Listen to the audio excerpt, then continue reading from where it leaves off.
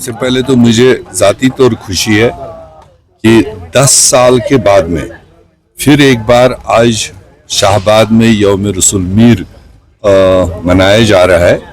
और जो हमने पिछले 2002 से 2014 तक कोशिश की थी कि ये एक हमारा एक एसेट है, हमारा एक कल्चरली हमारा एक टैग है शाहबाद के साथ में, इसको जितना पॉपुलराइज किया जाए, जितना इसको ज़्यादा से ज़्यादा नई जनरेशन के लोगों तक पहुंचाया जाए, उतना ही हमारी जिम्मेदारी भी है और हमारा फ़र्ज़ भी बनता था।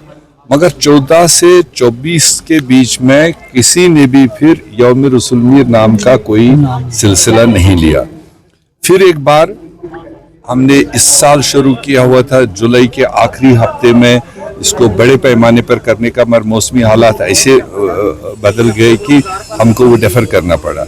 अल्टीमेटली अब यहाँ पर एक बज़्म रसूल मीर ऑर्गेनाइजेशन फाउंडेशन वजूद में आई है, जिन्होंने ये प्रोग्राम हाथ में लिया है।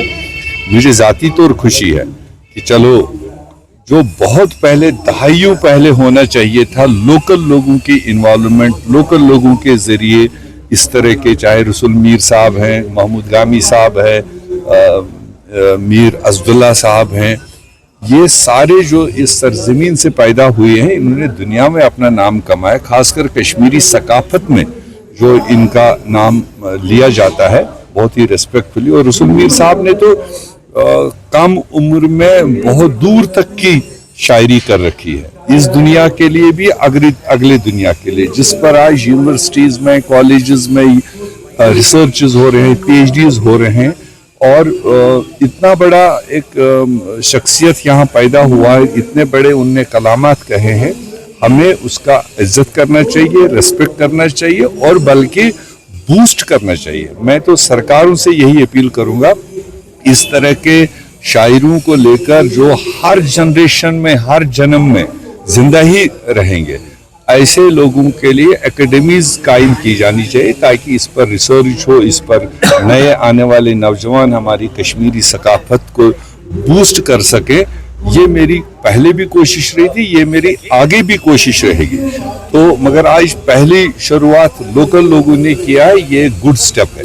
कह रहा हूँ, आपको याद होगा 2002 से 14 के दरमियान ये प्रोग्राम हम कल्चरल एकेडमी की तरफ से ऑर्गेनाइज करवाते थे। चूंकि इसका जो सीधा वाबस्तगी है वो कल्चरल एकेडमी के साथ में है, देन एजुकेशन डिपार्टमेंट के साथ में, इन दो का इन्वॉल्वमेंट इसमें होना ही ज़रूरी है। और मैं तो आज भी चाहूँगा, अगर आज कल्चरल एकेडमी ऑर्गेनाइज कर रही है, ऑर्गेनाइज करना एक चीज़ है, मगर इसको एकेडमी के शेप में, इसको एक इंस्टीट्यूशन के शेप में लेना, ये कल्चरल एकेडमी ओन कर सकती है। ये रियासत की हुकूमत, रियासत का चीफ मिनिस्टर इस पर डायरेक्शन दे सकता है।